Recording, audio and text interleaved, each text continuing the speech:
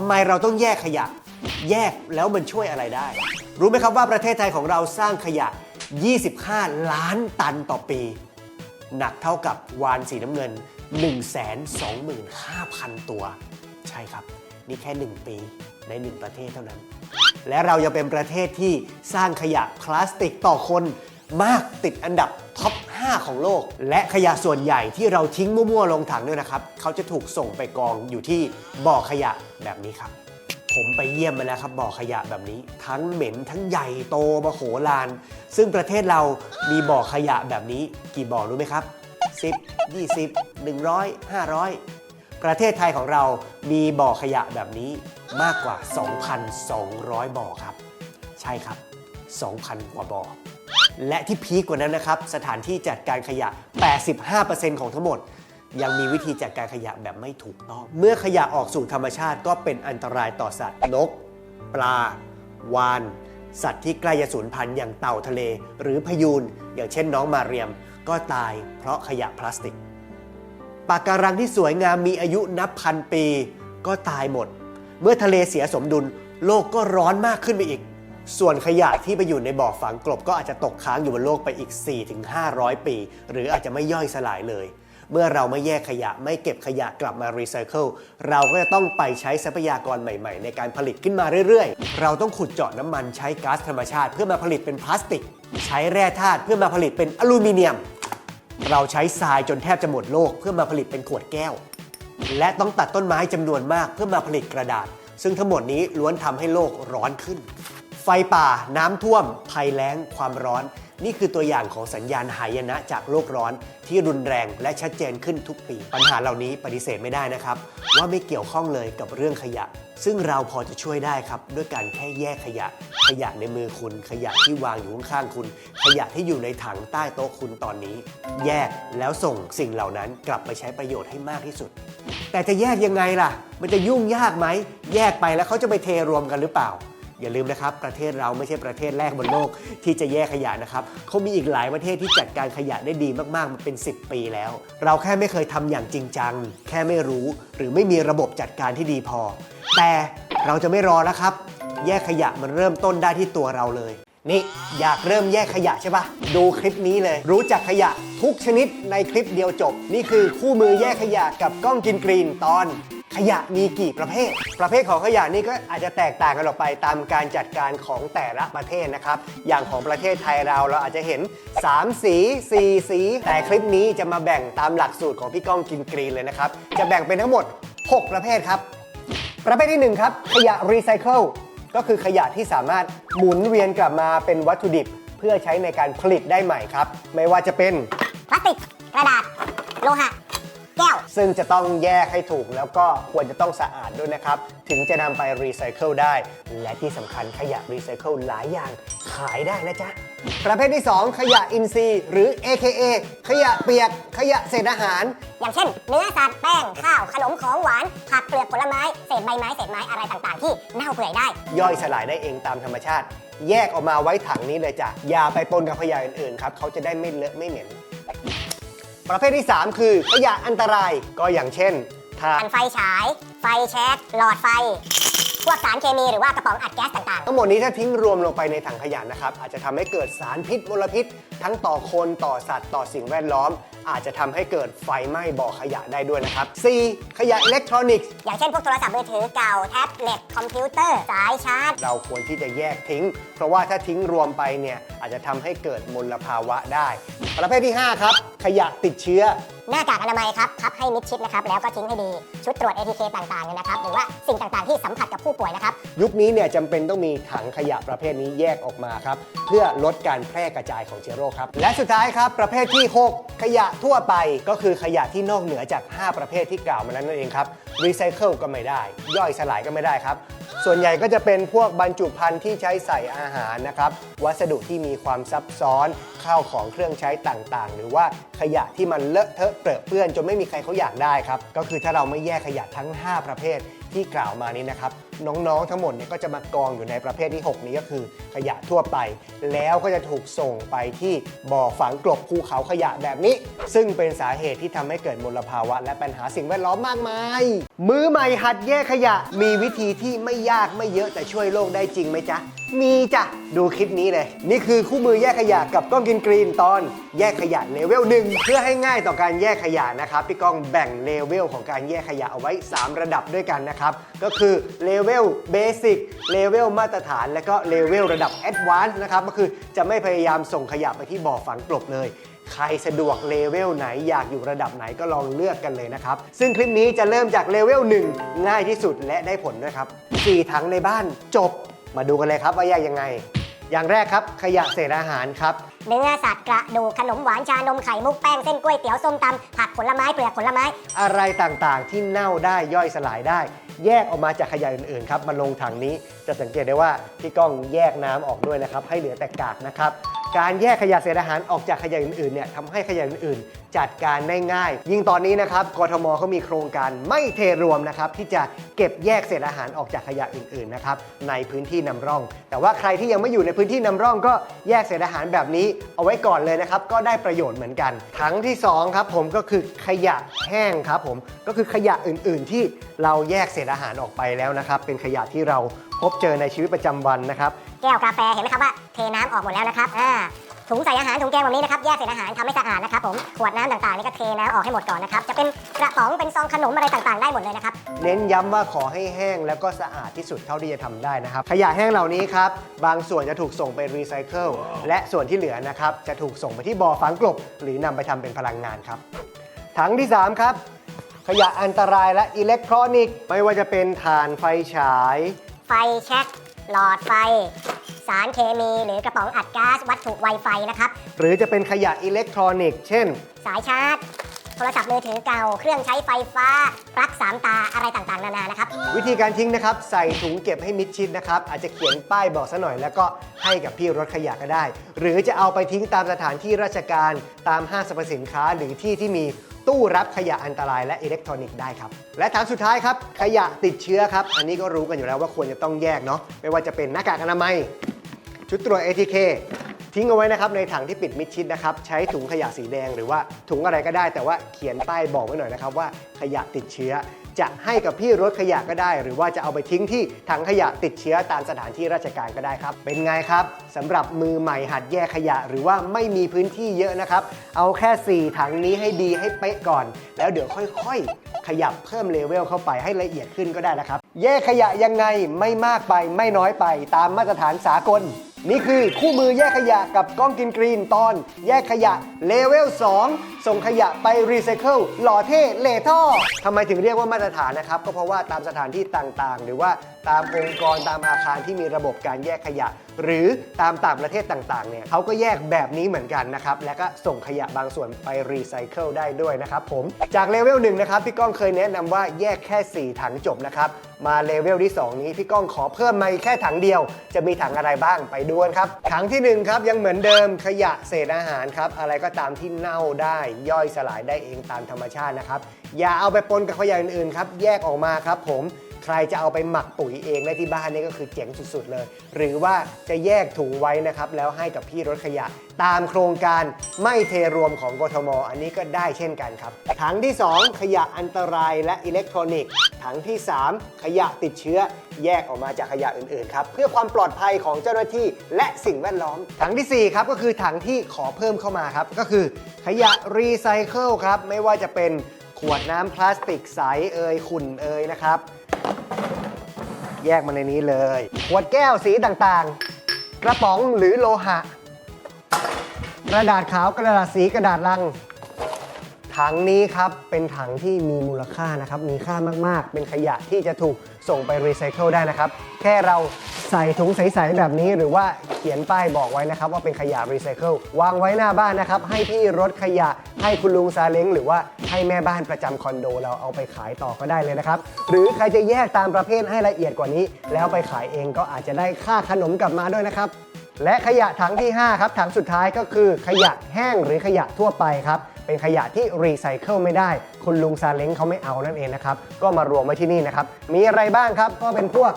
พลาสติกประเภทอื่นๆทั่วไปนะครับถุงซองอะไรต่างๆที่ยากต่อการรีไซเคิลนะครับก็จะมารวมไว้ที่นี่ให้กับพี่รถขยะครับปลายทางของน้องๆถังนี้ก็จะไปที่บ่อฝังกลบหรือว่าถูกนำไปทำเป็นพลังงานครับเป็นไงครับแค่5ถังง่ายๆแต่ส่งขยะไปรีไซเคิลได้เยอะเลยลดปริมาณขยะที่ไปบ่อฝังกลบได้ด้วยนะครับผมนี่ก็เป็นระดับมาตรฐานที่ประเทศที่เขาจัดการขยะได้ดีๆเขาก็ทำกันนะครับใครคิดว่าอยู่เลเวลนี้ได้ง่ายๆสบายหรือฝากกดหัวใจเข้ามาแล้วคอมเมนต์เข้ามาคุยกันหน่อยนะครับคู่มือแยกขยะคลิปหน้าครับจะพาไปสู่เลเวล3เป็นขั้น Advanced เข้าใกล้ระดับ Zero Waste คือไม่ส่งขยะเหล่านี้ไปที่บ่อฝังกลบเลยครับพี่ก้องทำได้ไม่ยากอย่างที่คิดแยกขยะขั้นเทพใครทำได้แบบนี้ช่วยโลกได้เยอะมากคู่มือแยกขยะกับก้องกรีนตอนแยกขยะเลเวล3 Zero Waste to Landfill ไม่ส่งน้องไปกองในหลุมซึ่งพี่ก้องทำอยู่แล้วก็ทำได้ด้วยนะครับไม่ยากอย่างที่คิดครับแยกขยะออกเป็น6กลุ่มด้วยกันครับประเภทที่1ครับขยะเศษอาหารครับเหมือนเดิมแยกออกมาอย่าไปปนกับขยะอื่นๆครับบ้านพี่ก้องแยกไว้ไปหมักปุ๋ยประเภทที่2ครับขยะอันตรายและขยะอิเล็กทรอนิกส์ครับผมส่วนประเภทที่3ครับก็คือขยะติดเชื้อหน้ากากอนามัยชุดตรวจ ATK ครับประเภทที่4และประเภทที่5นะครับมาดูในกลุ่มของรีไซเคิลกันบ้างครับเริ่มที่รีไซเคิลที่ขายได้นะครับนี่ถังนี้เลยนะครับมีอะไรบ้างเปิดมาดูปึ๊บนะครับก็จะเป็นพวกกระดาษต่างๆเป็นพวกกระป๋องโลหะเป็นพวกพลาสติกเช่นขวดใสขวดขุ่นนะครับหรือว่าจะเป็นพวกขวดแก้วต่างๆนะครับใครที่ไม่อยากจะยุ่งยากนะครับรวมมาไว้ในถังนี้ก็ได้แต่ว่าขอแค่ให้สะอาดและก็แห้งนะครับต่อเนื่องมาที่ประเภทที่5ครับคือรีไซเคิลได้เหมือนกันแต่อาจจะขายไม่ได้ราคานะครับคือเราแยกไว้วางไว้หน้าบ้านเนี่ยพี่รถขยะเขาก็ไม่ช่วยแยกต่อนะครับหรือว่าลุงซาเล้งก็ไม่เก็บอยู่ดีนะครับแต่เราสามารถส่งเขาไปบริจาคเพื่อที่จะรีไซเคิลได้ครับไม่ว่าจะเป็นกล่อง UHT กล่องนมกล่องเครื่องดื่มแบบนี้นะครับผมล้างทำความสะอาดเบื้องต้นนะครับพับให้แบนนะครับแล้วก็เอาไปส่งที่โครงการเก็บกล่องสร้างบ้านจะมีตู้รับบริจาคอยู่ตามห้างเซ็นทรัลบิ๊กซีสแกน QR Code นี้หาจุดใกล้ๆเราได้เลยหรือที่สำนักงานเขตในกทมก็มีจุดรับเหมือนกันเช่นเดียวกันครับกับพลาสติกยืดครับสามารถบริจาคไปรีไซเคิลได้เหมือนกันนะครับไม่ว่าจะเป็นฟิล์มนะครับที่เป็นถุงใส่น้ำแข็งใส่ขนมปังเป็นแพ็คห่อกระดาษทิชชู่ห่อเครื่องดื่มแบบนี้นะครับดึงดูครับแล้วยืดได้แบบนี้ส่งไปรีไซเคิลได้นะครับที่โครงการมวลเขาจะมีตู้รับบริจาคอยู่ตามห้างหลายที่เลยนะครับและประเภทสุดท้ายครับประเภทที่6สำคัญมากๆเลยครับเราขอเปลี่ยนชื่อจากขยะทั่วไปเป็นขยะพลังงานงานงงพลังงานยังไงครับ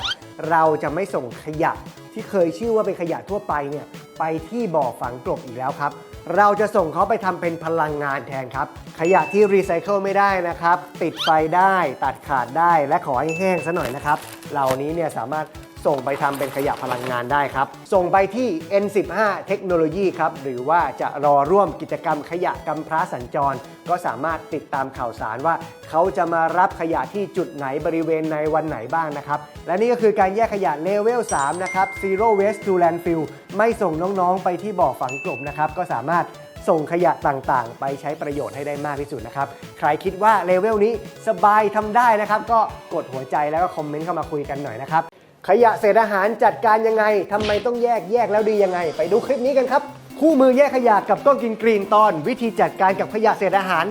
ง่ายๆช่วยโลกได้จริงวิธีการจัดการกับขยะเศษอาหารนะครับที่ดีที่สุดเลยก็คือหาวิธีหมักปุ๋ยในบ้านเรานั่นเองนะครับซึ่งเดี๋ยวนี้เนี่ยก็มีเครื่องในการหมักปุ๋ยมากมายหลายแบบเลยนะครับไม่ว่าจะเป็นแบบแมนนวลหรือว่าเครื่องแบบออโต้ที่ใช้ไฟฟ้านะครับก็ลองเลือกให้เหมาะกับบ้านเราแล้วกันนะครับแต่สำหรับคลิปนี้ครับพี่ก้องจะมาแนะนำวิธีการหมักแบบใช้เครื่องแบบแมนนวลกันนะครับซึ่งก็เป็นหนึ่งในวิธีที่พี่ก้องใช้อยู่นะครับแล้วก็ใช้มาหลายปีแล้วก็รู้สึกว่าง่ายมากๆเลยนะครับก็คือถังหมุนแบบนี้ครับทำยังไงไปดูกัน 1. เตรียมเศษอาหาร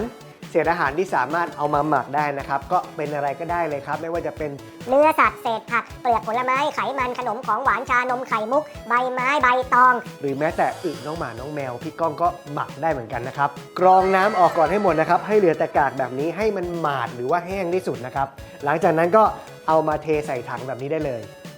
จากนั้นครับเราก็มาใส่ของแห้งครับซึ่งของแห้งที่พี่ก้องใช้อยู่นะครับมีอยู่ 2 อย่างด้วยกันครับก็คือ 1 อย่างแรกครับก็คือใบไม้แห้งนะครับหรือว่าจะเป็นแกลบหรืออะไรอย่างนี้ก็ได้นะครับใส่ลงไป1 ส่วนเท่ากับจำนวนของเศษอาหารที่เราใส่ไปนะครับอย่างที่2ครับก็จะเป็นปุ๋ยคอกนะครับซึ่งสามารถหาซื้อได้ตามร้านต้นไม้ทั่วไปนะครับเราก็ใส่เท่ากับจำนวนเศษอาหารที่เราใส่ลงไปนะครับ1 ส่วนเท่ากันจากนั้นครับเมื่อใส่ของแห้งลงไปนะครับเราก็หมุนเลยครับได้เลยหมุนแค่นี้เองครับเสร็จแล้วมื้อต่อไปนะครับถ้าเรามีเศษอาหารนะครับเราก็เอามาใส่อีกแล้วเราก็เติมของแห้งลงไปเท่ากับจำนวนเศษอาหารอีกแล้วเราก็หมุนอีกนะครับปิ้งผ่านไปแล้ว1 เดือนนะครับเศษอาหารที่เราหมักไว้เนี่ยก็จะย่อยสลายกลายเป็นปุ๋ยนะครับหน้าตาคล้ายๆดินแบบนี้หมดเลยดูสิไม่เหลือความเป็นข้าวเป็นเศษผักเป็นเนื้อสัตว์แล้วนะครับการหมักเศษอาหารนะครับไม่ได้ยากอย่างที่หลายคนคิดนะครับไม่ได้ใช้พื้นที่เยอะแล้วก็ไม่ได้ส่งกลิ่นเหม็นเน่าอย่างที่หลายคนกังวลด้วยนะครับถ้าเราจัดการดีๆนะครับเลือกวิธีที่เหมาะกับคุณนะครับถังขยะบ้านเราก็จะได้ไม่เหม็นด้วยนะครับและที่สำคัญช่วยโลกได้เยอะเลยนะครับหรือถ้าใครที่ยังไม่พร้อมหมักปุ๋ยนะครับแค่แยกเศษอาหารออกมาใส่ถุงแยกจากขยะอื่นๆนะครับตามโครงการไม่เทรวมของกทมนะครับแค่นี้ก็สามารถช่วยโลกได้เยอะแล้วล่ะครับอันเนี้ยกระดาษ อันนี้ก็กระดาษอันนี้ก็กระดาษอันนี้ก็กระดาษกระดาษจะขายยังไงให้ได้แพงขึ้นนี่คือคู่มือแยกขยะกับก้องกินกรีนตอนกระดาษแยกยังไงกระดาษเนี่ยนะครับถือว่าเป็นขยะรีไซเคิลที่ขายได้ง่ายนะครับแต่ว่าถ้าเรารวมๆกันไปเนี่ยแล้วไปขายแบบนี้เนี่ยนะครับอาจจะขายได้อย่างเก่งก็กิโลละ3 บาทกว่าๆเท่านั้นเองแต่ว่าถ้าเราแยกให้ถูกประเภทนะครับจะขายได้แพงขึ้นหลายเท่าเลยประเภทที่ 1 กระดาษขาวดำครับก็คือกระดาษเอกสารที่เราใช้ในการทำงานนี่แหละใช้ครบทั้ง2 หน้าแล้วนะครับก็อย่าเอาไปรวมกับกระดาษอื่นๆนะเนี่ยแยกเอาไว้นะครับเพราะว่าขายได้ราคาดีมากนะครับผมสมุดแบบนี้นะครับถ้าขายทั้งเล่มแบบนี้เนี่ยอาจจะได้กิโลกรัมละ3 บาทกว่าๆแต่ว่าถ้าเราดึงปกมันออกอันนี้กระดาษมันๆอย่างนี้กิโลกรัมละ3 บาทแต่ว่ากระดาษขาวๆแบบนี้รวมกับกระดาษขาวดำแบบนี้กิโลกรัมละ8 บาทแค่ทำอย่างนี้ครับใช้เวลาแค่2 วินาทีขายได้แพงขึ้น2 เท่ากว่าๆเลยนะครับประเภทที่ 2 เรียกว่ากระดาษย่อยครับกระดาษย่อยก็คือกระดาษที่รวมๆกันมาไม่ว่าจะเป็นแกนกระดาษทิชชู่กล่องใส่อาหารกระดาษสีน้ำตาลแบบนี้ซองเอกสารกล่องใส่ของกล่องใส่ขนมหรือว่าจะเป็นพวกแผ่นพับโบรชัวร์นะครับที่เป็นกระดาษสีแล้วก็มีการเคลือบมันๆแบบนี้นะครับหรือจะเป็นซองไอศครีมแบบนี้ครับของ Nestle เนี่ยตอนนี้เขาเปลี่ยนมาใช้ซองกระดาษแล้วเพราะว่าสามารถรีไซเคิลได้แล้วพวกนี้ครับเป็นเกรดกระดาษย่อยสามารถรีไซเคิลได้แล้วก็ขายได้นะครับกิโลกรัมละประมาณ3 บาทกว่าๆครับประเภทต่อมาครับอันนี้คือกระดาษลังครับเป็นกระดาษลูกฟูกเนี่ยดูตรงนี้จะมีความหนาๆแบบนี้อันนี้คนละเกรดกับกระดาษอื่นๆนะครับผมบ้านใครยังอ่านหนังสือพิมพ์อยู่รับหนังสือพิมพ์อยู่นะครับบางที่รับซื้อถึงกิโลกรัมละเป็น10 บาทเลยนะครับโอ้โหยิ่งตอนนี้หายากๆอยู่ด้วยนะครับกระดาษหนังสือพิมพ์รีไซเคิลได้ขายได้ครับอ้าวกับหัวและประเภทสุดท้ายนะครับก็คือกล่องนม UHT แบบนี้ครับผมอันนี้ก็เป็นกระดาษอีก1 ประเภทเหมือนกันนะครับวิธีทิ้งกล่อง UHT ง่ายๆครับอย่างแรกเลยถ้ามีหลอดแบบนี้นะก็สามารถดันเก็บเข้าไปข้างในกล่องได้เลยนะครับแต่ว่าถ้าเป็นของไมโลนะครับเขาจะเป็นหลอดกระดาษแล้วนะครับมีการพัฒนาที่แข็งแรงขึ้นด้วยนะครับแล้วก็รักโลกมากขึ้นด้วยนะครับใครจะคลี่ตัดออกมานะครับให้ทำความสะอาดแบบนี้นะครับอย่างนี้ก็ได้หรือใครจะพับแบนๆแบบนี้ก็ได้นะครับประหยัดพื้นที่หรือใครจะพับเป็นชิ้นเล็กๆแบบนี้ก็ได้เช่นกันนะครับวิธีการส่งกล่อง UHT ไปรีไซเคิลนะครับก็สามารถส่งไปร่วมกับโครงการเก็บกล่องสร้างบ้านจะมีตู้รับบริจาคอยู่ตามห้างเซ็นทรัลบิ๊กซีสแกน QR Code นี้หาจุดใกล้ๆเราได้เลยเห็นไหมครับแค่เรารู้จักกระดาษให้ครบทุกประเภทแล้วก็แยกให้ถูกวิธีนะครับนอกจากจะช่วยโลกได้มากขึ้นแล้วเนี่ยยังขายกระดาษได้แพงขึ้นหลายเท่าเลยนะครับพลาสติกมีกี่ประเภทแบบไหนขายได้แยกยังไงให้ขายแพงคู่มือแยกขยะกับก้องกินกรีนตอนแยกขยะพลาสติกเป็นขยะรีไซเคิลที่ขายได้ง่ายนะครับและอยู่ใกล้ตัวเรามากๆแต่ถ้าเราแยกทิ้งให้ถูกวิธีนะครับน้องๆพลาสติกเหล่านี้จะสามารถรีไซเคิลหมุนเวียนกลับมาเป็นเสื้อผ้ารองเท้าข้าวของเครื่องใช้วัสดุก่อสร้างได้อีกมากมายเลยครับน้องๆพลาสติกนี่มีประโยชน์มากๆเลยนะครับประเภทที่1ครับ ขวด PET เบอร์1นะครับก็เราก็จะพบเห็นอย่างมากเลยนะครับก็คือขวดน้ำดื่มแบบนี้หรือขวดน้ำอัดลมแบบนี้นะครับลักษณะเฉพาะของเขาก็คือเป็นขวดใสๆสวยๆแบบนี้นะครับแล้วก็สังเกตที่ก้นขวดครับจะมีสัญลักษณ์ Recycle ที่เป็นเบอร์1ส่วนวิธีทิ้งครับง่ายมากเลยก็แค่เทน้ำออกให้หมดก่อนนะครับแล้วก็บิดขวดให้เล็กที่สุดครับ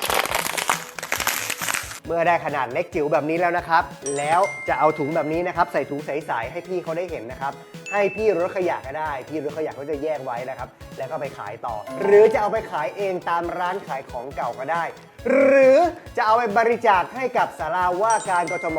และสำนักงานเขตทั้ง50เขตทั่วกรุงเทพมหานครก็ได้นะครับขวดพลาสติกสีๆแบบนี้หรือแก้วกาแฟสวยๆใสๆแบบนี้คลิกดูที่ก้นเนี่ยอาจจะเป็นสัญลักษณ์ PET เบอร์1เหมือนกันแต่ว่าอาจจะไม่ได้ถูกรับซื้อหรือว่ารับไปรีไซเคิลแพร่หลายมากนักสิ่งที่พี่ก้องแนะนำสำหรับน้องขวดสีนี้กับแก้วกาแฟ PET เบอร์1นี้ก็คืออาจจะส่งไปทำพลังงานกับ N15 เทคโนโลยีนะครับหรือจะส่งไปรีไซเคิลกับ Quali กลุ่มที่ 2 คือประเภทพลาสติกขุ่นกระทึบครับแยกง่ายๆแบบนี้ละกันเมื่อกี้ใสอันนี้ขุ่นกระทึบนะครับเหนียวด้วยนะครับก็อย่างเช่นพวกขวดนมพาสเจอร์ไลซ์นะครับแกลลอนนมนะครับสีขุ่นๆแบบนี้ หรือจะเป็นพวกขวดนมที่เป็นแบบขวดขาวๆแบบนี้นะครับอย่างนี้ก็ได้กลุ่มเดียวกันหรือจะเป็นพวกข้าวกล่องที่ซื้อตามเซเว่นนะครับกล่องขาวๆแบบนี้หรือจะเป็นพวกขวดแชมพูขวดแป้งแบบนี้นะครับหรือแม้แต่แก้วกาแฟนะครับของ All Cafe เนี่ยนะครับที่เป็นสีขุ่นๆแบบนี้นะครับวิธีสังเกตก็คือที่ก้นครับจะมีสัญลักษณ์ Recycle เบอร์2 HDPE และเบอร์5 PP ครับขายได้รีไซเคิลได้ครับจะเอาไปขายที่ร้านขายของเก่าหรือจะเอาไปบริจาคตามห้างต่างๆที่จุดรับขยะรีไซเคิลก็ได้เช่นกันครับพลาสติกประเภทที่3ครับพลาสติกยืดพลาสติกประเภทนี้ครับส่วนใหญ่จะมาในรูปแบบของฟิล์มนะครับและของถุงนะครับไม่ว่าจะเป็นเนี่ยฟิล์มที่ใช้ห่อของนะครับหรือว่านี่เวลาเราซื้อทิชชู่มายกแพ็คเนี่ยนะครับก็จะมีฟิล์มห่อแบบนี้นะถุงที่มันแบบเหนียวๆยืดๆแบบนี้นะครับนี่ฮะเราเอฟของมานะครับบับเบิ้ลกันกระแทกในล้นบ้านแล้วอันนี้ก็ถือว่าอยู่ในกลุ่มพลาสติกยืดเช่นเดียวกันนะครับและที่คุ้นเคยมากๆเลยนะครับนั่นก็คือถุงพลาสติกถุงหูหิ้วถุงช้อปปิ้งต่างๆเนี่ยนะครับอันนี้ก็อยู่ในกลุ่มพลาสติกยืดเหมือนกันลองดึงยืดเขาดูครับวิธีการทดสอบว่าอันไหนอยู่ในกลุ่มพลาสติกยืดบ้างนะครับใช้นิ้วโป้งดึงยืดเขาออกมาแบบนี้นะครับถ้ายืดได้แบบนี้นะครับรวมกันไว้เลยนะครับแต่ก่อนอื่นครับก่อนที่จะรับถุงพลาสติกเนี่ยนะครับพยายามหลีกเลี่ยงการรับถุงพลาสติกก่อนนะครับด้วยการใช้กระเป๋าของเราถุงผ้าของเรานะครับหลีกเลี่ยงที่จะใช้ถุงพลาสติกให้ได้มากที่สุดนะครับหรือเมื่อรับมาแล้วนะครับก็พยายามใช้เขาให้ได้มากที่สุดใช้ซ้ำให้ได้นานๆที่สุดนะครับแล้วเราสามารถบริจาคเพื่อไปรีไซเคิลได้ที่โครงการวนครับเขาจะมีตู้รับบริจาคพลาสติกยืดนะครับอยู่ตามห้างสรรพสินค้าหลายที่เลยนะครับสามารถสแกน QR code หาจุดรับโครงการวนใกล้บ้านท่านได้เลยนะครับพลาสติกยืดส่งไปรีไซเคิลได้ครับพลาสติกประเภทต่อมาครับพลาสติกกรอบครับผมหรือว่าถ้าเราพลิกดูเนี่ยนะครับจะเห็นสัญลักษณ์รีไซเคิลเบอร์6เขียนว่า PS ครับอันนี้ก็รวบรวมกันไว้อย่าไปปนกับพลาสติกประเภทอื่นๆนะครับส่วนใหญ่จะมาในรูปแบบของช้อนซ่อมแล้วก็กล่องอาหารใสๆแบบนี้นะครับวิธีการดูก็คือถ้าบีบแล้วมันจะกรอบมากนะครับอันนี้คือพลาสติกประเภทกรอบเบอร์6 PS นะครับขายเนี่ยไม่ค่อยได้ราคาเท่าไหร่หรอกเพราะว่าน้ำหนักเบานะครับแต่ว่าเราสามารถส่งไปรีไซเคิลได้ที่ Quali ก็ได้เช่นเดียวกันนะครับผมแอดไลน์ Quali Circular ไปเลยนะครับแต่อย่าลืมนะครับทุกอย่างไม่ว่าจะเป็นภาชนะอาหารหรือว่าช้อนซ่อมอะไรก็ตามนะครับควรจะต้องทำความสะอาดก่อนส่งนะครับและพลาสติกประเภทสุดท้ายครับเบอร์ 7 ก็คือประเภทอื่นๆนะครับอย่างเช่นแก้วกาแฟอีกแล้วแก้วกาแฟนี่มีหลายชนิดหลายเบอร์เลยกันนะครับลองพลิกดูที่ก้นให้ดีๆนะครับถ้าเราเจอสัญลักษณ์เบอร์ 7 และอันนี้เขาจะเขียนว่า PLA นะครับก็ถือว่าเป็นพลาสติกอีกประเภทหนึ่งอาจจะยังไม่มีใครรับไปรีไซเคิลรับซื้ออย่างแพร่หลายนะครับแต่ว่าถ้าใครเจอพลาสติกประเภท PLA แบบนี้นะครับรวบรวมกันไว้นะครับทำความสะอาดแล้วส่งไปบริจาคที่เพจPLA Plus ครับเขาจะหาทางนำพลาสติกประเภทนี้ไปรีไซเคิลให้ได้ครับเพื่อลดปัญหาพลาสติกตกค้างในธรรมชาติครับแต่ก่อนที่จะไปถึงการแยกขยะเนี่ยนะครับพี่ก้องอยากจะย้ำอีกทีนึงนะครับว่าพยายามหลีกเลี่ยงที่จะใช้พลาสติกโดยเฉพาะพลาสติกที่ใช้ครั้งเดียวแล้วทิ้ง Single Use พลาสติกเนี่ยนะครับหลีกเลี่ยงหรือใช้ให้น้อยที่สุดนะครับแต่ว่าถ้าหลีกเลี่ยงไม่ได้จริงๆนะครับรับเข้ามาแล้วเนี่ยก็พยายามที่จะใ ช้เขาซ้ำๆให้ได้หลายครั้งที่สุดนะครับให้เขาคุ้มค่ากับการที่เกิดมาเพราะว่าพลาสติกเนี่ยสามารถใช้งานได้หลายทีมากๆเลยนะครับกระป๋องถ้าแยกดีๆขายได้แพงขึ้น8 เท่าเลยนะครับนี่คือคู่มือแยกขยะกับกล้องกินกรีนกับต้อนโลหะเป็นของมีค่าโปรดอย่าทิ้งขว้างแยกให้ดีนะจ๊ะจะได้ตังกินขนมเพิ่มขึ้นเรามาเริ่มที่กระป๋องที่เราเจอกันอยู่ทุกวันเนี่ยนะครับแต่ว่าถ้าเราแยกดีๆเนี่ยสามารถขายได้แพงขึ้นถึง8 เท่าเลยนะครับซึ่งวิธีที่ทำให้เราแยกกระป๋องได้ดีก็คือการใช้แม่ครับไม่ใช่แม่เราแต่เป็นแม่เหล็กครับนี่ครับแม่เหล็กติดตู้เย็นธรรมดานี่แหละนะครับถ้าสมมุติว่ากระป๋องใบไหนเนี่ยที่แม่เหล็กติดตู้เย็นสามารถดูดติดได้อย่างนี้หรือว่าเป็นกระป๋องที่บีบแล้วไม่ค่อยเข้ามันแข็งแล้วก็ก้นแบนๆแบบนี้นะครับให้เรารู้ไว้เลยว่าอันนี้คือกระป๋องเหล็กซึ่งขายได้กิโลกรัมละประมาณ6 บาทนะครับส่วนกระป๋องแบบนี้ครับไม่ว่าจะเป็นกระป๋องน้ำอัดลมหรือว่ากระป๋องเนสกาแฟแบบนี้นะครับแม่เหล็กจะดูดไม่ติดนะครับหรือว่าถ้าลองสังเกตที่ก้นนะครับไม่ใช่ก้นเรานะก้นกระป๋องนะครับจะเป็นก้นเว้าๆแบบนี้ไม่ใช่ก้นแบนนะครับหรือสามารถบีบได้แบนๆแบบนี้ได้เลยนะครับกระป๋องแบบนี้เนี่ยคือกระป๋องอลูมิเนียมครับซึ่งสามารถขายได้ราคากิโลกรัมละ40เกือบ50 บาทเลยนะครับต่างจากกระป๋องเหล็กเมื่อกี้ถึง8 เท่าเลยโอ้แถมอลูมิเนียมด้วยนะครับยังสามารถรีไซเคิลได้ 100% หมุนเวียนกลับมาเกิดใหม่เป็นกระป๋องได้ไม่รู้จบเลยนะครับอันนี้ช่วยโลกได้มากๆเลยนี่ก็เลยเป็นเหตุผลที่เนสกาแฟนะครับเขาเปลี่ยนจากการใช้กระป๋องเหล็กนะครับมาใช้กระป๋องอลูมิเนียมแทนนะครับเพื่อที่จะได้รีไซเคิลได้หมุนเวียนได้ไม่รู้จบนะครับแล้วก็ช่วยโลกของเราด้วยครับผมเย้เมื่อกี้แค่ขายได้แพงขึ้น8 เท่าใช่ไหมครับเดี๋ยวมาดูครับอันนี้ขายได้แพงขึ้น40 เท่าครับถ้าเรามีขวดแก้วแบบนี้แล้วเราเห็นฝาแบบนี้นะครับถ้าเราขายไปพร้อมกับขวดแก้วแบบนี้เนี่ยชั่งกิโลแล้วขายได้กิโลกรัมละบาทกว่าๆเท่านั้นเองแต่ถ้าเราทำแบบนี้ครับเอาฝานี้ออกมาแก้วก็เก็บไปขายนะส่วนฝานี้เนี่ยยังไม่จบนะครับเงี้ยมันออกมาครับโฟมที่อยู่ข้างในเงี้ยมันออกมาเงี้ยมันออกมาแบบนี้อันนี้คืออลูมิเนียมครับรวบรวมไว้ขายได้กิโลกรัมละ40 บาทแพงขึ้น40 เท่าเลยนะครับนี่ก็เป็นเทคนิคง่ายๆนะครับในการแยกโลหะขายครับเห็นไหมครับว่าการแยกขยะเนี่ยนอกจากจะได้ช่วยโลกได้มากแล้วนะครับยังเป็นเทคนิคง่ายๆที่ทำให้เราได้ค่าขนมเพิ่มโดยไม่รู้ตัวด้วยนะครับหน้ากากอนามัยชุดตรวจ ATK ทิ้งยังไงทิ้งถูกหรือยังเราอะคู่มือแยกขยะกับกล้องกินกรีนตอนขยะติดเชื้อทิ้งให้ถูกนะจ๊ะทิ้งไม่ถูกเดี๋ยวแม่ตีหน้ากากอนามัยเนี่ยเริ่มจะกลายเป็นขยะที่ล้นโลกมากขึ้นเรื่อยๆนะครับแล้วก็เราก็เห็นภาพเนี่ยที่มันหลุดลอดไปสู่ธรรมชาตินะครับสร้างปัญหาต่างๆมากมายเลยที่สำคัญถ้าเราแยกหรือว่าทิ้งไม่ถูกวิธีเนี่ยก็เสี่ยงต่อการแพร่ระบาดของโรคด้วยวิธีทิ้งนะครับเมื่อเราใช้เสร็จแล้วเนี่ยหน้ากากอนามัยนะครับเราก็ควรที่จะพับเอาด้านที่สัมผัสกับน้ำลายเราเนี่ยนะครับลมหายใจเราเนี่ยไว้ข้างในพับหลายๆทบเลยนะครับแล้วก็ใช้สายของเขาเนี่ยแหละมัดให้แน่นหนานะครับมัดไว้เลยนะอันนี้เป็นก็พับออกมาแล้วนะครับให้แน่นหนามิดชิดก็จะออกมาเป็นแบบนี้นะครับก่อนทิ้งก็อย่าลืมพ่นสเปรย์แอลกอฮอล์ซะหน่อยจากนั้นครับเราก็ควรที่จะมีถังขยะที่มีฝาปิดมิดชิดนะครับแล้วก็ถ้าเป็นไปได้นะครับใส่ถุงขยะสีแดงนะครับเพื่อที่จะบ่งบอกให้ชัดเจนเลยว่าเป็นขยะติดเชื้อนะครับแล้วก็ทิ้งลงไปในนี้ปิดฝาเลยที่สำคัญนะครับอย่าเอาหน้ากากอนามัยเนี่ยไปใส่ในขวดพลาสติกแบบนี้เพราะว่าพี่คนเก็บขยะเนี่ยเขาอาจจะเอาขวดไปขายรีไซเคิลนะครับก็พยายามที่จะเอาหน้ากากอนามัยในขวดออกมาแล้วก็อาจจะทำให้เชื้อฟุ้งกระจายได้ต่อมาครับชุดตรวจ ATK ครับวันนี้จะมาสอนแยกให้ละเอียดเลยนะครับอย่างแรกเลยก็คือขยะในส่วนที่สัมผัสกับสารคัดหลั่งของเราน้ำลายเราหรือในโพรงจมูกเรานะครับเมื่อตรวจแล้วเนี่ยเขาจะให้ถุงซิปล็อกมาแบบนี้ก็ใส่เอาไว้นะครับให้มิดชิดแบบนี้แล้วก็เอาไปทิ้งลงในถังขยะติดเชื้อแต่ถ้าแยกให้ละเอียดขึ้นอีกนะครับเราก็จะมีกล่องและคู่มือที่เป็นกระดาษที่ให้มาอันนี้สามารถแยกไปทิ้งในขยะรีไซเคิลได้นะครับส่วนพวกซองต่างๆเนี่ยอันนี้ทิ้งเป็นขยะทั่วไปครับแต่สำหรับผู้ที่ป่วยนะครับสิ่งต่างๆเครื่องใช้ต่างๆที่สัมผัสกับร่างกายและก็น้ำลายเรานะครับไม่ว่าจะเป็นภาชนะใส่อาหารแก้วน้ำพลาสติกขวดน้ำพลาสติกหรือกระดาษทิชชู่นะครับก็รวมไว้นะครับจัดเป็นหมวดขยะติดเชื้อเอามาทิ้งลงในถังขยะติดเชื้อนี้ได้เลยนะครับและเมื่อรวบรวมจนเต็มถุงแล้วนะครับก็สามารถรวบรวมไว้ในถุงขยะสีแดงแบบนี้นะครับ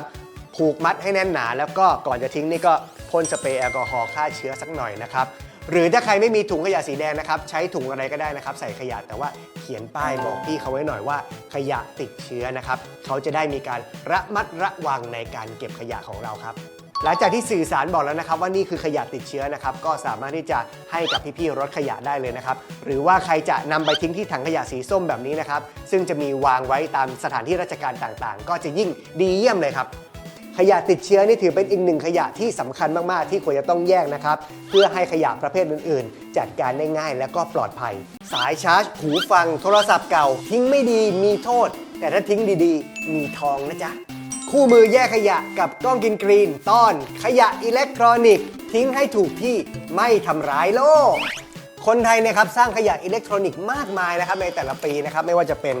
สายชาร์จหูฟังโทรศัพท์มือถือเครื่องเก่าแท็บเล็ตอุปกรณ์คอมพิวเตอร์ต่างๆเครื่องใช้ไฟฟ้าต่างๆนานามากมายนะครับรู้ไหมครับว่าในแต่ละเครื่องเนี่ยมีสารเคมีอยู่ข้างในนะครับและถ้าเราทิ้งไม่ดีทิ้งไปอยู่ที่บ่อฝังกลบเนี่ยนะครับสารพิษสารเคมีเหล่านั้นก็จะสามารถปนเปื้อนออกมาไม่ว่าจะเป็นในดินในน้ำหรือว่าในอากาศเมื่อถูกเผาไหม้ด้วยนะครับแต่ถึงเขาจะมีอันตรายแต่รู้หรือไม่ครับว่าขยะเหล่านี้ก็มีค่ามากๆเหมือนกันถ้าทิ้งให้ถูกครับเพราะว่า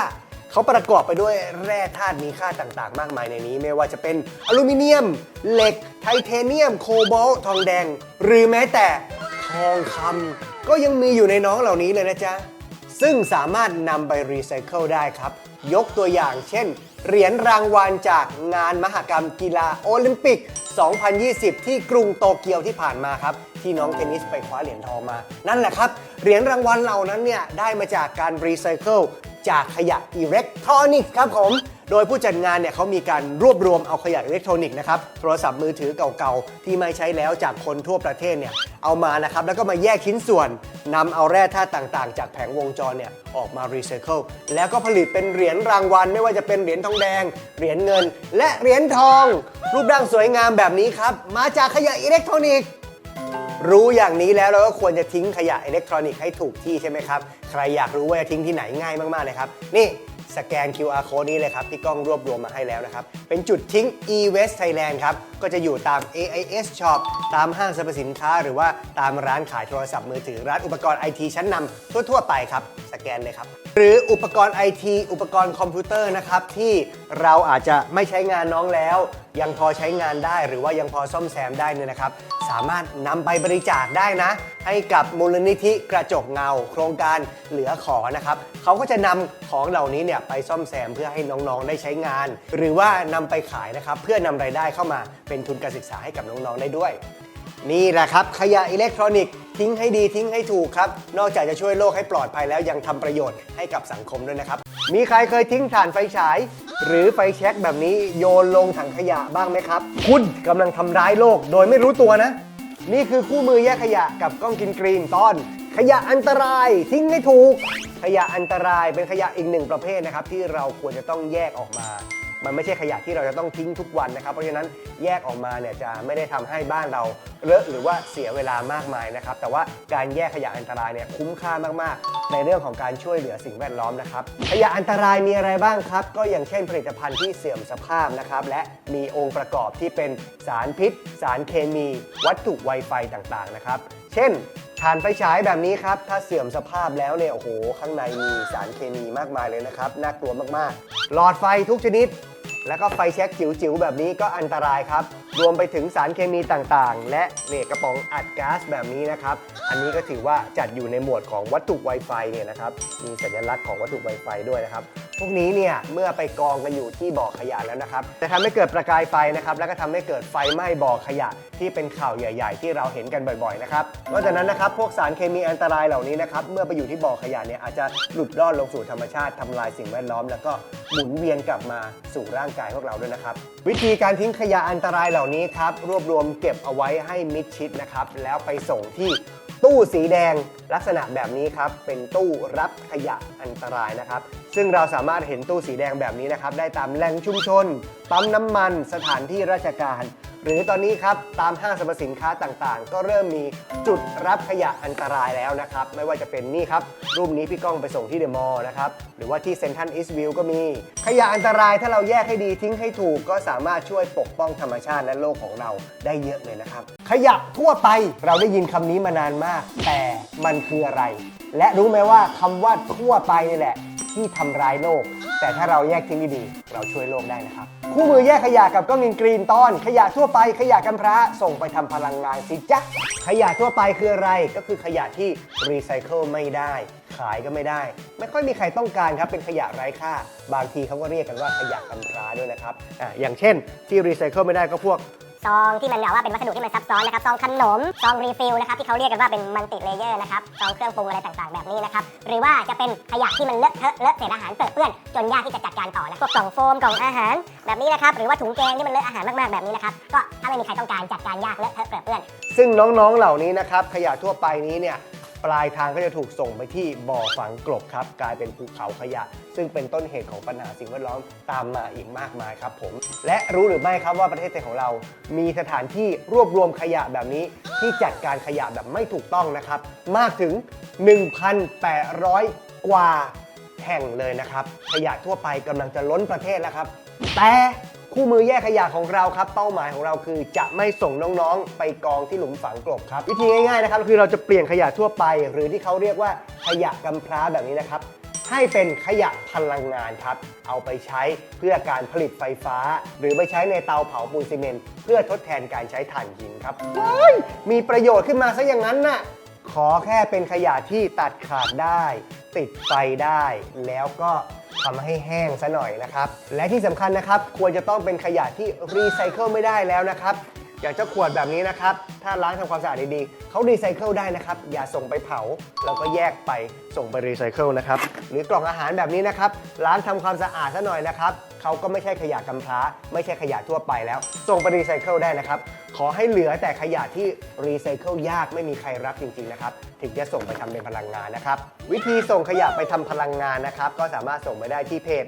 N15 เทคโนโลยีนะครับหรือว่าจะติดตามกิจกรรมขยะกำพร้าสัญจรนะครับก็ไปดูว่าในแต่ละสัปดาห์เขาจะมีจุดรับขยะกำพร้าที่จุดไหนใกล้บ้านท่านนะครับติดตามข่าวสารได้ที่เพจบ้านขยะแค่นี้แหละครับน้องขยะทั่วไปก็จะมีที่ไปขยะกำพร้าก็จะไม่กำพร้าอีกต่อไปครับช่วยโลกได้เยอะเลยกำจัดขยะเศษอาหารยังไงดีไม่มีเวลาไม่สะดวกหาวัตถุดิบในการทำปุ๋ยหมักคู่มือแยกขยะกับก้องกรีนตอนกำจัดเศษอาหารด้วยเครื่องอัตโนมัติสะดวกเวอร์เคยบอกหลายครั้งแล้วนะครับว่าการแยกขยะเศษอาหารออกมาจากขยะอื่นๆเนี่ยสำคัญมากๆในการแยกขยะเพราะว่าจะทำให้จัดการขยะอื่นๆได้ง่ายนะครับและน้องเศษอาหารเหล่านี้เนี่ยจะได้ไม่พากันไปอยู่ที่บ่อฝังกลบแล้วก็ทำให้เกิดก๊าซเรือนกระจกซึ่งเป็นสาเหตุของโลกร้อนด้วยนะครับซึ่งที่ผ่านมาเนี่ยพี่ก้องเคยแนะนำวิธีการหมักเศษอาหารด้วยวิธีแบบแมนนวลกันไปแล้วนะครับแต่ว่าหลายคนอาจจะมองหาวิธีที่สะดวกขึ้นกว่านั้นนะครับลองใช้เครื่องแบบอัตโนมัติเนี่ยนะครับเป็นแบบออโต้เลยง่ายมากๆสะดวกเวอร์เลยนะครับอย่างที่พี่ก้องใช้อยู่เนี่ยก็ใช้ของโอ๊กลินเนี่ยนะครับผมเดี๋ยวจะมาลองดูกันว่ามันสะดวกยังไงครับอย่างแรกครับผมมาดูเรื่องของความสะดวกกันบ้างนะครับผมขึ้นชื่อว่าเป็นเครื่องกำจัดขยะเศษอาหารแบบอัตโนมัตินะครับแค่เสียบปลั๊กแล้วก็เราแทบจะไม่ต้องทำอะไรเลยนะครับส่วนผสมต่างๆนะครับในการที่จะมาหมักปุ๋ยไม่ว่าจะเป็นปุ๋ยคอกใบไม้แห้งของแห้งอะไรต่างๆเนี่ยเครื่องนี้ไม่จำเป็นต้องใช้เลยนะครับ2สามารถใส่เศษอาหารได้ค่อนข้างหลากหลายเลยนะครับเรามาดูกันว่าเครื่องโอ๊กลินเนี่ยนะครับใส่เศษอาหารอะไรได้บ้างนะครับก็มีตั้งแต่พวกเนื้อสัตว์นะครับพวกเปลือกกุ้งอะไรต่างๆนี่ก็ใส่ได้นะครับหรือว่าจะเป็นพวกผลไม้ผักแป้งข้าวเส้นก๋วยเตี๋ยวส้มตำอะไรต่างๆเนี่ยได้หมดเลยนะครับผมที่สะดวกมากๆสุดๆเลยก็คือสามารถที่จะใส่น้ำซุปน้ำแกงต้มยำอะไรอย่างนี้ลงไปได้เลยเหมือนกันนะครับไม่ต้องเสียเวลาไปกรองน้ำออกนะครับสามารถใส่น้ำลงไปได้เลยใครกินชาบูนะครับเทลงไปได้เลยในส่วนของสิ่งที่ไม่สามารถใส่ลงไปได้นะครับพวกเศษอาหารที่ประเภทแข็งๆชิ้นใหญ่ๆ อย่างเช่นกระดูกชิ้นใหญ่ๆนะครับกระดูกเล้งแบบเนี้ยเปลือกผลไม้ชิ้นใหญ่ๆแข็งๆอย่างเช่นเปลือกทุเรียนแบบเนี้ยก็ไม่แนะนำให้ใส่นะครับซึ่งอาจจะทำให้เครื่องภายในเนี่ยเขามีใบพัดเนี่ยทำให้เครื่องขัดข้องได้ครับความสะดวกข้อที่3นะครับก็คือเรื่องระยะเวลาครับหากเปรียบเทียบกับการหมักปุ๋ยแบบธรรมชาติหรือว่าเครื่องแมนนวลเนี่ยนะครับอาจจะต้องใช้ระยะเวลาไม่ต่ำกว่า1 เดือนนะครับในการเปลี่ยนเศษอาหารต่างๆให้กลายเป็นปุ๋ยแต่ว่าถ้าเป็นเครื่องอัตโนมัติแบบนี้นะครับเขาใช้เวลาเพียงแค่ 1-2 วันเท่านั้นเองนะครับใส่เศษอาหารลงไปปุ๊บนะครับ 1-2 วันก็เปลี่ยนกลายเป็นปุ๋ยได้เลยนะครับมาดูกันนะครับว่าเนี่ยลักษณะของปุ๋ยนี่นะครับก็จะเป็นปุ๋ยแห้งๆแล้วนะครับเนี่ยหลังจากที่เราใส่เศษอาหารไปถ้าดูภาพรวมเนี่ยภายในถังเนี่ยนะครับก็คือจะแทบไม่เห็นเป็นสภาพเศษอาหารแล้วครับข้อที่4ครับมาพูดเรื่องความสวยงามของเครื่องนะครับของเครื่องก็มีการออกแบบอย่างสวยงามเลยนะครับสามารถตั้งวางไว้ในบ้านได้เลยนะครับเปรียบเสมือนเฟอร์นิเจอร์หรือว่าเครื่องใช้ไฟฟ้าได้เลยครับ โซฟาพังที่นอนเก่าขยะชิ้นใหญ่ๆทิ้งที่ไหนอย่าทิ้งลงคลองนะเดี๋ยวตีเลยคู่มือแยกขยะกับกล้องกินกรีนตอนขยะชิ้นใหญ่ๆต้องทิ้งที่ไหน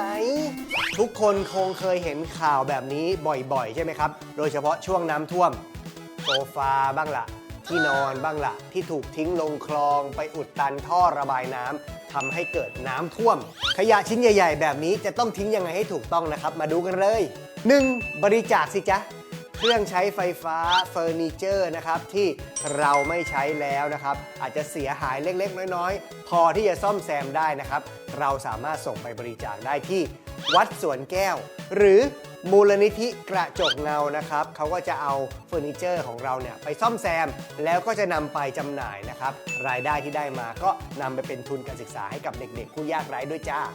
และใครที่อาจจะไม่สะดวกนะครับที่จะยกของใหญ่ๆแบบนี้ไปบริจาคด้วยตัวเองนะครับก็สามารถโทรให้มูลนิธิเนี่ยเขามารับที่บ้านได้เลยนะจ๊ะ 2. ทิ้งที่สำนักงานเขตสำหรับชาวกทมนะครับที่อาจจะมีที่นอนหรือเฟอร์นิเจอร์ชิ้นใหญ่ๆที่อาจจะซ่อมแซมไม่ได้เกินเยียวยาแล้วนะครับก็สามารถทิ้งกับสำนักงานเขตของคุณได้2 วิธีด้วยกันครับคือวิธีแรกเอาไปทิ้งที่จุดนัดพบนะทิ้งฟรีแต่ว่าต้องขนไปเองให้เข้ามาดูวันเวลาสถานที่ที่จะนัดเก็บขยะชิ้นใหญ่ของเขตเราได้ที่เว็บไซต์ prbangkok.com หรือว่าที่ Facebook กรุงเทพมหานครหรือว่าจะสแกน QR Code นี้ได้เลยครับนี่สแกนไปเลยและอีกวิธีนึงครับก็คือเรียกรถให้มารับถึงที่บ้านนะครับถ้าเราขนไปทิ้งไม่ไหวมันใหญ่หรือว่าไม่สะดวกนะครับก็ให้เข้าไปดูเบอร์โทรของแต่ละเขตแบบนี้นะครับก็โทรเรียกเขามารับได้เลยนะครับหรือว่าจะสแกน QR Code ก็ได้เหมือนกันครับแต่ว่าวิธีนี้อาจจะมีค่าธรรมเนียมนิดหนึ่งนะครับส่วนถ้าใครที่ทิ้งผิดที่นะครับเช่นไปโยนลงแม่น้ำก็จะมีโทษปรับสูงถึง 10,000 บาทนะครับและก็มีรางวัลสำหรับคนแจ้งเบาะแสด้วยนะแค่นี้เองง่ายๆครับเราก็สามารถที่จะทิ้งขยะชิ้นใหญ่นะครับโดยไม่เป็นภาระสังคมไม่ต้องเอาไปวางข้างทางไปวางใต้ทางด่วนโยนลงคลองไปอุดตันท่อทำให้เกิดน้ำท่วมนะครับก่อนที่จะทิ้งอะไรก็ช่วยกันคิดสักนิดนะจ๊ะอยากแยกขยะแต่เราต้องล้างขยะด้วยหรอคู่มือแยกขยะกับกล้องกินกรีนตอนแยกขยะต้องล้างไหมถือว่าเป็นคำถามยอดฮิตนะครับสำหรับมือใหม่หัดแยกขยะนะครับเราควรจะต้องเลเวลไหนต้องล้างขยะทุกชิ้นเลยหรือเปล่านะครับเดี๋ยวนี้พี่ก้องจะมาช่วยให้คำตอบให้นะครับคำตอบของพี่ก้องนะครับง่ายๆคร่าวๆเลยนะครับสามารถตอบได้เลยว่าบางอย่างล้างก็ดีบางอย่างไม่ล้างก็ได้ยังไงไปดูกันทีละข้อครับ 1. ล้างเพื่อรีไซเคิลครับความสะอาดนี่ถือเป็นปัจจัยพื้นฐานสำคัญมากๆเลยนะครับของการที่จะส่งขยะเข้าสู่การรีไซเคิลนะครับขยะบางอย่างเนี่ยถึงแม้ว่าจะเป็นวัสดุที่รีไซเคิลได้นะครับแต่ถ้ามันเลอะอย่างเช่นเลอะเศษอาหารมีความเหม็นเน่าเลอะคราบน้ำมันนะครับหรือว่ามีคนทิ้งขยะลงไปเช่นทิ้งเศษอาหารทิ้งก้นบุหรี่ทิ้งหน้ากากอนามัยอะไรลงไปอย่างนี้นะครับบรรจุภัณฑ์อาหารที่เลอะเทอะเนี่ยนะครับไม่ว่าจะเป็นถ้วยโยเกิร์ตถ้วยไอศครีมแก้วกาแฟชานมไข่มุกหรือว่าจะเป็นพวกกล่องใส่อาหารขวดซอสแบบนี้นะครับพวกนี้เนี่ยถ้าสมมติสะอาดไม่พอเนี่ยนะครับก็อาจจะโดนปัดตกรอบไม่เข้าสู่การรีไซเคิลนะครับถ้าสมมติเราอยากจะช่วยเขานะครับด้วยการล้างเบื้องต้นหรือว่าเช็ดเนี่ยนะครับให้เขาสะอาดหน่อยเนี่ยก็จะเป็นการกอบกู้น้องๆขยะรีไซเคิลแบบนี้นะครับไม่ให้ไปที่บ่อฝังกลบให้เข้าสู่การรีไซเคิลได้ครับแต่ผลิตภัณฑ์บางอย่างเนี่ยอาจจะไม่ได้เลอะมากนะครับก็ไม่ต้องล้างก็ได้นะครับอย่างเช่นขวดน้ำดื่มขวดน้ำอัดลมแบบนี้นะครับหรือว่ากระป๋องน้ำอัดลมแบบนี้พวกขวดแก้วอะไรต่างๆแบบนี้นะครับที่บรรจุเครื่องดื่มเนี่ยเพียงแค่เทน้ำออกให้หมดนะครับแล้วก็สามารถทิ้งลงในถังขยะรีไซเคิลแบบนี้ได้เลยนะครับอันนี้ไม่ต้องล้าง 2. ไม่ล้างก็ได้ถ้าจะส่งไปเผา ขยะประเภทขยะพลังงานหรือขยะกำพร้านะครับก็คือขยะที่ไม่สามารถรีไซเคิลได้นะครับอย่างเช่นถุงแกงแบบนี้นะครับกล่องโฟมซองขนมอะไรต่างๆแบบนี้เนี่ยนะครับที่ก็จะจัดเป็นขยะกำพร้าที่จะส่งไปทำเป็นพลังงานอยู่แล้วแทนที่จะส่งไปที่บ่อฝังกลบนะครับดังนั้นเมื่อน้องๆจะถูกส่งไปเผาอยู่แล้วเนี่ยนะครับความสะอาดอาจจะไม่จำเป็นต้องสะอาดมากนะครับแค่เทเศษอาหารออกเทน้ำของเหลวออกให้หมดให้มันแห้งที่สุดนะครับแล้วก็จัดเก็บให้มิดชิดให้ดีนะครับเมื่อถึงเวลาก็สามารถส่งไปทำพลังงานได้แต่ข้อควรระวังนิดนึงครับถ้าเราไม่ล้างเนี่ยเราเก็บไว้ในบ้านเนี่ยนะครับก็หาวิธีจัดเก็บให้มันมิดชิดหน่อยละกันเพราะว่าถ้าไม่ล้างเนี่ยอาจจะเกิดกลิ่นเหม็นหรือว่าล่อให้กับสัตว์ต่างๆเช่นมดแมลงต่างๆมาได้นะครับเพราะฉะนั้นที่บ้านพี่ก้องก็ล้างอยู่ดีครับเพราะว่านานๆส่งทีแต่ว่าล้างแบบคร่าวๆครับ 3. ล้างไว้เพื่อที่บ้านจะได้ไม่เหม็นครับอย่าลืมนะครับว่าการแยกขยะเนี่ยเราจะไม่ได้ทิ้งขยะทุกวันนะครับเราจะต้องเก็บรวบรวมไว้แล้วค่อยไปส่งตามรอบนะครับไม่ว่าจะเป็น1สัปดาห์ทิ้งทีหรือว่า1เดือนเอาไปส่งทีนะครับแต่ว่าถ้าคอนโดหรือว่าหมู่บ้านไหนมีจุดรับขยะรีไซเคิลที่สามารถเอาไปทิ้งได้ทุกวันอันนี้ก็ไม่ต้องกังวลครับแต่ว่าถ้าอย่างบ้านพี่ก้องเนี่ยต้องรวบรวมไว้แล้วก็ค่อยไปส่งตามรอบเนี่ยนะครับเพราะฉะนั้นเราก็จะทำความสะอาดไว้นะครับเพื่อที่จะไม่ให้เกิดกลิ่นเหม็นนะครับมุมแยกขยะในบ้านเราก็จะได้เป็นมุมที่สะอาดครับยกตัวอย่างขยะที่ไม่ได้เป็นปัญหามากนะครับเช่นกล่องนมหรือว่าน้ำหวานน้ำอัดลมเนี่ยนะครับพี่ก้องก็แค่เขย่าน้ำคร่าวๆนะครับแล้วก็คว่ำแล้วก็ตากให้แห้งแค่นี้ก็ไม่มีคราบความหวานแล้วนะครับอย่างที่มีการเลอะเศษอาหารเยอะๆเนี่ยนะครับเราก็สามารถที่จะเอามาแช่รวมกันไว้นะครับโดยใช้น้ำหรือน้ำยาล้างจานที่ผ่านการล้างมาแล้วเนี่ยนะครับเอามา reuse ใช้ซ้ำอีกรอบหนึ่งนะครับก็เอาขยะเหล่านี้เนี่ยแช่ไว้แล้วก็ล้างรวมกันทีเดียวนะครับจะได้ประหยัดน้ำแล้วก็ประหยัดน้ำยาล้างจานด้วยนะครับแค่นี้ก็เป็นอันพอใช้แล้วครับแค่นั้นเราก็จะสามารถที่จะแยกหรือว่าเตรียมขยะได้อย่างถูกต้องแล้วจะได้ไม่เครียดด้วยนะครับแล้วก็ไม่สิ้นเปลืองทั้งแรงเวลาและก็ทรัพยากรที่สำคัญยังได้ช่วยโลกอย่างมีประโยชน์สูงสุดด้วยนะครับโฮมทัวร์บ้านพี่ก้องแยกขยะยังไงไม่ส่งไปบ่อฝังกลบคู่มือแยกขยะกับก้องกินกรีนตอน Zero Waste to Landfill ไปดูบ้านแยกขยะกันครับพร้อมแล้วตามมาเลยเริ่มตั้งแต่หน้าบ้านกันเลยนะครับพี่ก้องจะมีเครื่องกำจัดเศษอาหารแบบอัตโนมัติแบบนี้นะครับใช้งานง่ายสะดวกมากๆทำคลิปรีวิวไว้ให้แล้วนะครับ EP 14 ไปดูกันได้ต่อมาก็จะเป็นถังหมักเศษอาหารแบบแมนนวลนะครับก็คือถังหมุนแบบที่จะต้องใส่ปุ๋ยคอกแล้วก็ใบไม้แห้งเพื่อเข้าไปช่วยย่อยเศษอาหารนะครับนี่ก็ยังใช้งานอยู่ทุกวันแล้วก็ใช้ดีเหมือนกันครับพี่ก้องก็เอาไว้ใส่อึน้องหมาได้ด้วยนะจะได้ไม่ต้องใส่ถุงพลาสติกแล้วก็ทิ้งไปกับที่รถขยะนะครับแล้วก็ไม่มีกลิ่นเหม็นเลยด้วยแถมได้ปุ๋ยไปปลูกต้นไม้อีกต่างหากนะครับจัดการกับเศษอาหารได้แล้วนะครับคราวนี้ก็แยกขยะได้ง่ายแล้วครับมาตรงทางเข้าบ้านเราจะมีถังขยะติดเชื้อสำหรับถอดหน้ากากอนามัยก่อนที่จะเข้าบ้านนะครับแยกออกมาจากขยะอื่นๆแล้วก็วางอยู่ในจุดที่สะดวกจะใช้งานครับเข้ามาในบ้านกันต่อนะครับจะเจอโต๊ะทำงานพี่ก้องตรงนี้นะครับซึ่งขยะที่เกิดขึ้นบริเวณนี้ก็หนีไม่พ้นกระดาษเอกสารต่างๆพี่ก้องก็จะมีการแยกกล่องกระดาษรวมและกล่องกระดาษขาวดำออกจากกันนะครับเพื่อที่จะได้รีไซเคิลได้ง่ายแล้วก็ขายได้คนละราคาด้วยนะครับต่อมาครับมาดูที่ห้องครัวกันบ้างครับเราแยกขยะไว้เยอะมากๆในห้องนี้ซึ่งเราก็รักห้องครัวไม่อยากให้รกด้วยนะครับดังนั้นเลยต้องมีเทคนิคในการแยกขยะด้วยการใช้ถังที่วางซ้อนกันขึ้นไปเพื่อประหยัดพื้นที่ครับอย่าง3ถังนี้เนี่ยเป็นขยะที่ทิ้งบ่อยๆครับได้แก่ขยะกำพร้าชิ้นเล็กๆก็คือขยะที่มันรีไซเคิลไม่ได้ขายไม่ได้นะครับอย่างเช่นพวกซองขนม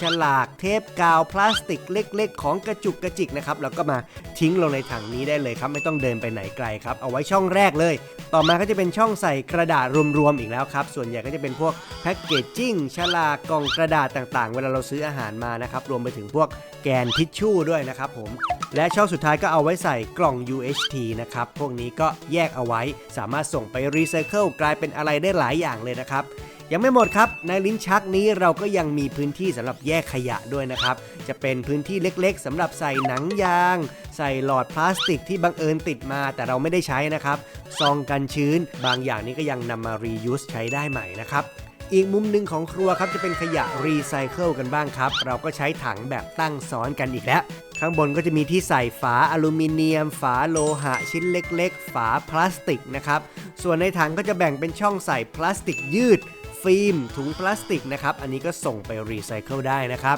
ต่อมาก็จะเป็นถังใส่พวกกระป๋องอลูมิเนียมโลหะแก้วพวกนี้ขายได้ราคาดีนะครับก็เก็บรวบรวมไว้ในช่องเดียวกันก่อนนะครับเพราะว่ามีปริมาณไม่มากนะครับจะได้ไม่เปลืองหลายช่องและช่องล่างสุดก็จะเอาไว้ใส่พวกขวดเครื่องดื่มพลาสติกใสนะครับที่เรียกกันว่าขวดเพชรนั่นเองครับยังไม่หมดครับออกมาหลังบ้านครับเราจะแบ่งมุมเล็กๆเอาไว้ตากขยะด้วยนะครับขยะบางชิ้นเราต้องล้างคร่าวๆเนาะไม่ให้เขามีกลิ่นเหม็นนะครับและก็ป้องกันมดแมลงต่างๆเวลาเราแยกขยะเก็บไว้ในบ้านด้วยนะครับมาดูที่ห้องเก็บของเล็กๆของบ้านเรากันบ้างครับสามารถตั้งวางถังที่ใหญ่ขึ้นได้นะครับสำหรับใส่ขนาดชิ้นใหญ่ที่เราจะรวบรวมเอาไปส่งไปทำเป็นพลังงานทดแทนนะครับประมาณ 1-2 เดือนครั้งนะครับถัดมาก็จะเป็นพลาสติกแข็งที่ขายได้ยากครับอย่างเช่นพวกแก้วกาแฟพลาสติกส่วนใหญ่เนี่ยนะครับหรือว่ากล่องพลาสติกบางๆกรอบๆแบบนี้ก็แยกใส่ไว้ในถังนี้ถัดมาก็จะเป็นพลาสติกที่ขายได้ง่ายครับอย่างเช่นพวกขวดพลาสติกคุณขวดพลาสติกทึบกล่องอาหารต่างๆที่มีสัญลักษณ์รีไซเคิล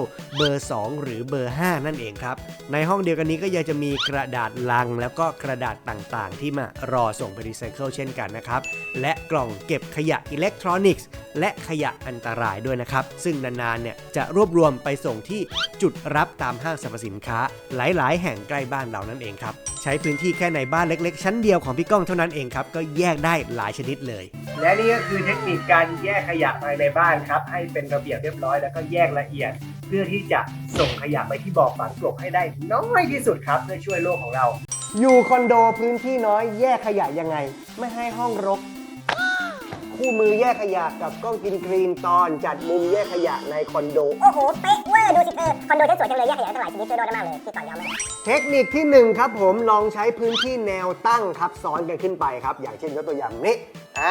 เดี๋ยวนี้เขามีถังขยะที่ซ้อนทับกันได้นะครับมีให้เลือกหลายแบบเลยนะครับอย่างแบบนี้เนี่ยเห็นไหมครับซ้อนกันขึ้นไปก็ประหยัดพื้นที่อย่างรูปนี้ครับ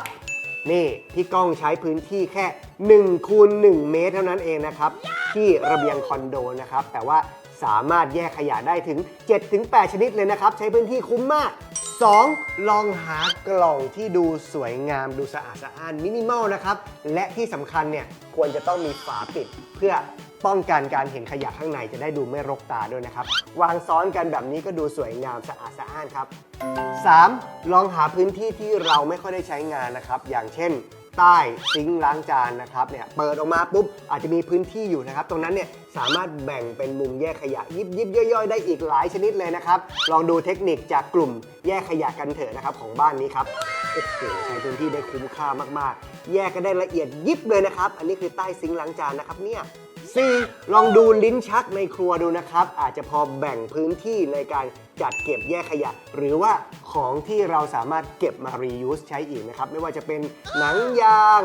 หลอดช้อนส้อมพลาสติกที่รับมานะครับหรือแม้แต่จะเป็นถุงพลาสติกถุงหูหิ้วที่เราพับเก็บไว้เพื่อ reuse ได้ด้วย 5. ใช้พื้นที่ที่ระเบียงให้เป็นประโยชน์นะครับอาจจะใช้ตั้งวางถังหมักปุ๋ยนะครับหมักเศษอาหารของเรานะครับซึ่งจะเป็นพื้นที่ที่อากาศถ่ายเทได้สะดวกและควรที่จะมีหลังคาบังฝนไว้กันไว้ระดับหนึ่งนะครับปุ๋ยของเราจะได้ไม่ชื้นจนเกินไปนะครับหรือบางคอนโดอาจจะไม่มีระเบียงใช่ไหมครับเดี๋ยวนี้ก็มีเครื่องหมักปุ๋ยแบบอัตโนมัติแบบใช้ไฟฟ้านะครับมีทั้งเครื่องเล็กเครื่องใหญ่ก็สามารถตั้งไว้ในครัวได้เลยก็ลองเลือกสิ่งที่เหมาะกับครัวของเรานะครับหรือจริงๆแล้วสามารถคุยกับเจ้าของคอนโดนะครับขอใช้พื้นที่ส่วนรวมด้านล่างเนี่ยตั้งวางถังหมักเศษอาหารไว้นะครับแล้วก็ใช้ร่วมกันก็ได้นะเราจะได้ร่วมกันเป็นคอนโดที่กำจัดขยะเศษอาหารได้นะครับ 6. ดูแลรักษาความสะอาดของมุมแยกขยะโดยเฉพาะขยะของเราที่เราแยกไว้ด้วยนะครับควรจะมีมุมในการล้างตากขยะแบบนี้นะฮะเพื่อที่ขยะของเราเวลาเราแยกเก็บไว้เนี่ยจะได้ไม่มีมดแมลงหนูอะไรมารบกวนนะครับแล้วเราก็จะแยกขยะอย่างมีความสุขด้วยเนี่ยขยะสะอาดเลย 7. ไปส่งขยะบ่อยๆครับห้องจะได้ไม่รกหาจุดรับขยะที่ใกล้บ้านคุณนะครับหรือว่าเวลาไปห้างก็ติดไปด้วยครับเห็นไหมครับว่าการแยกขยะเนี่ยไม่ว่าจะอยู่คอนโดหรืออยู่ในที่พักที่มีพื้นที่น้อยนะครับก็สามารถทำได้แล้วก็ห้องไม่รกด้วยนะครับหรือใครอยากจะหาเทคนิคต่างๆนะครับในการแยกขยะในพื้นที่ที่แตกต่างกันนะครับก็สามารถเข้าไปคุยกันได้นะครับที่ Facebook Group แยกขยะกันเถอะนะครับในนั้นก็จะมีเพื่อนๆมาแบ่งปันเทคนิคในการแยกขยะกันมากมายเลยครับจุดแข็งแยกขยะจุดอ่อนคนที่บ้านไม่แยกด้วย ก็พังกันหมดนะสิครับพี่ก้องเคยผ่านจุดนี้มาแล้วครับทำยังไงคู่มือแยกขยะกับก้องกินกรีนตอนพ่อแม่ลูกญาติแฟนรูเมททำยังไงให้คนที่บ้านร่วมแยกขยะไปกับเราข้อแรกครับคือต้องให้ความรู้ครับอย่าเพิ่งคิดว่าคนที่เขาไม่แยกขยะเนี่ยเป็นเพราะว่าเขาไม่รักโลกนะครับอาจจะไม่ใช่เสมอไป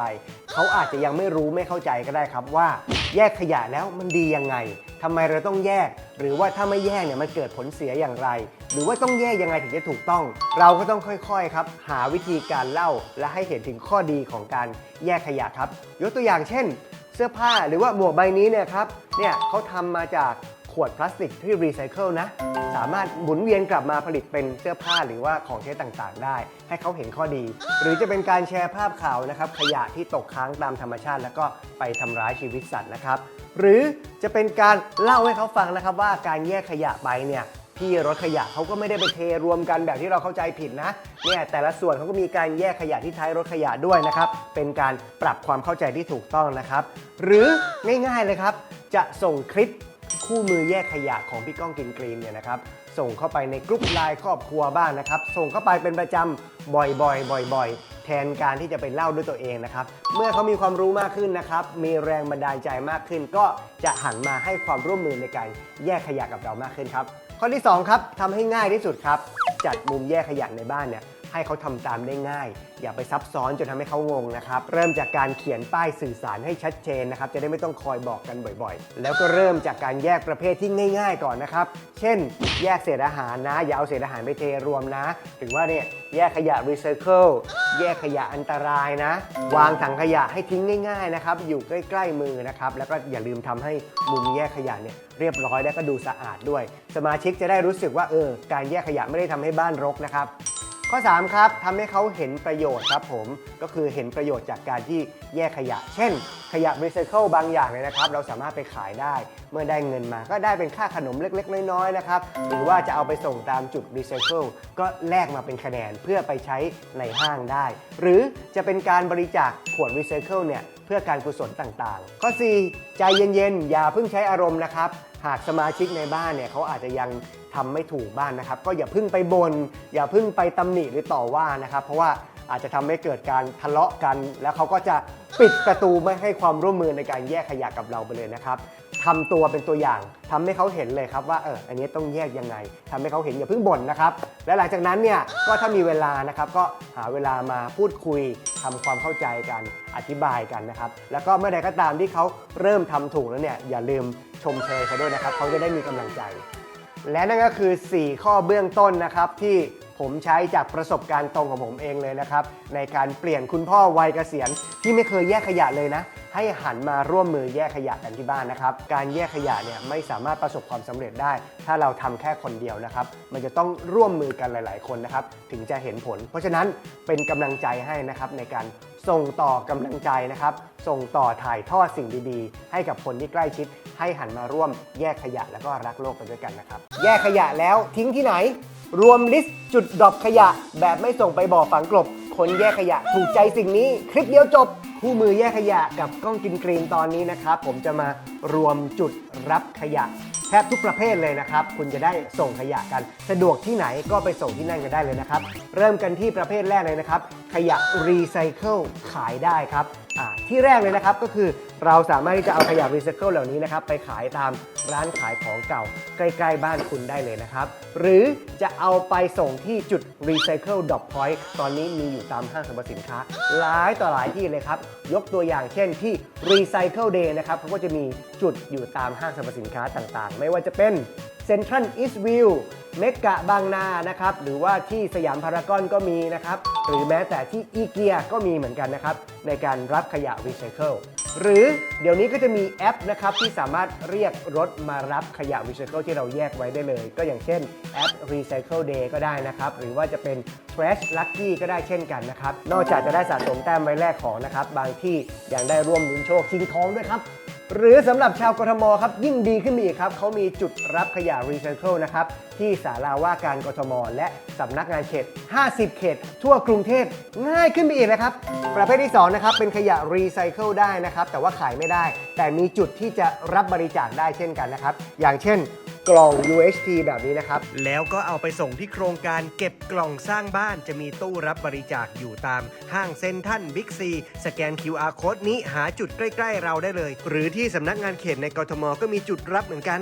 ส่วนพลาสติกยืดแบบนี้ครับผมก็สามารถส่งไปได้ที่โครงการวนนะครับจะมีตู้รับบริจาคพลาสติกยืดเพื่อไปรีไซเคิลนะครับอยู่ตามห้างต่างๆนะครับหรือว่าตามจุดรับรีไซเคิลดรอปพอยต์ตามห้างก็รับพลาสติกยืดเช่นเดียวกันนะครับหรือจะส่งไปที่สำนักงานเขต50 เขตของกทมเขาก็มีจุดรับพลาสติกยืดเช่นเดียวกันครับส่วนพลาสติกที่ขายไม่ค่อยได้ราคานะครับไม่ค่อยมีใครรับซื้อนะครับส่วนใหญ่จะเป็นพวกภาชนะบรรจุอาหารแบบนี้นะครับเราก็สามารถส่งไปได้ที่ Quality Circular นะครับเอาไปรีไซเคิลเป็นผลิตภัณฑ์ต่างๆได้ส่วนฝาขวด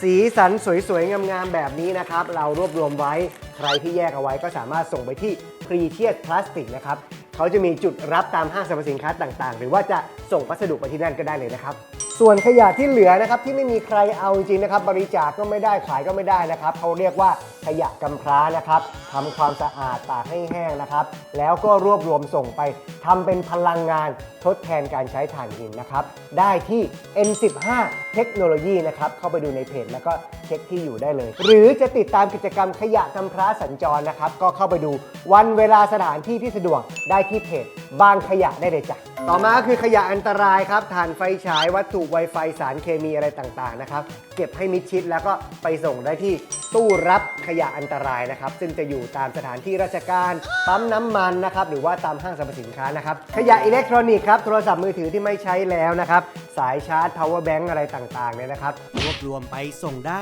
ที่จุดรับ e-waste เขาจะมีกล่องรับขยะอิเล็กทรอนิกส์นะครับหรือว่าเครื่องใช้ไฟฟ้าที่ยังพอซ่อมแซมได้ยังใช้งานได้เราเอาไปบริจาคก่อนก็ได้นะครับที่มูลนิธิกระจกเงานี่แหละครับแค่เราแยกขยะไว้นะครับแล้วหาจุดส่งขยะที่เราสะดวกใกล้ๆบ้านเรานะครับเราจะได้ไม่ต้องมานั่งกังวลว่าพี่รถขยะเก็บขยะไปแล้วเอาขยะเราไปรวมกันหรือเปล่าไม่เป็นไรเราไปส่งเองเลยนะครับเดี๋ยวนี้จุดส่งใกล้ๆบ้านมีเยอะเลยนะครับ